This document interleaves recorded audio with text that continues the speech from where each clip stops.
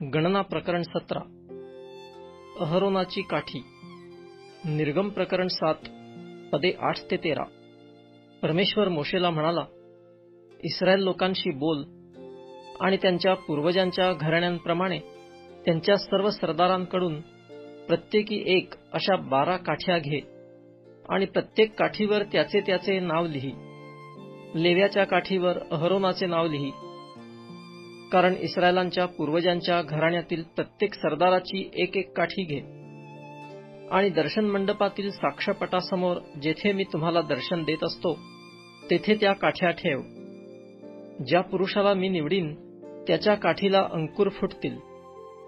Israel लोक तुमच्या विरुद्ध कुरकुर करीत आहेत, ते त्यांचे कुरकुरणे मी अशा रीतीने बंद करीन. मोशेने इस्रायल लोकांना ही गोष्ट सांगितली व त्यांच्या सर्व सरदारांनी आपापल्या पूर्वजांच्या घराण्याप्रमाणे प्रत्येकी एक काठी अशा एकंदर 12 काठ्या दिल्या. त्यांच्या काठ्यांमध्ये अहरोनाची ही काठी होती. मोशेने ह्या काठ्या साक्षपटाच्या तंबूत परमेश्वरासमोर ठेविल्या.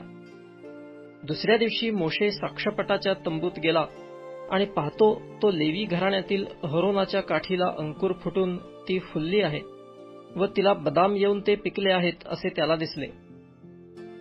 तेव्हा मोशेने त्या सर्व काठ्या परमेश्वरासमोरून काढून इस्रायल लोकांकडे नेल्या व प्रत्येकाने आपापली काठी पाहून ती काढून घेतली.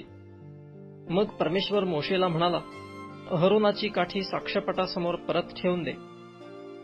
ह्या बंडखोरांना ती चिन्ह म्हणून ठेवावी. अशाने ते माझ्या विरुद्ध जी कुरकुर करीत आहेत ती तू बंद करशील, म्हणजे ते मरावयाचे नाहीत. मोशेने तसे केले. परमेश्वराने त्याला आज्ञा केली होती तसे त्याने केले. मग इस्रायल लोक मोशेला म्हणाले, आम्ही मरत आहो, आमचा नाश होत आहे, आम्ही सर्वच नष्ट होत आहो. जो कोणी जवळ जाईल, म्हणजे परमेश्वराच्या निवासमंडपाजवळ जाईल, तो मरेल. आम्हा सर्वांचा अंत होणार की काय?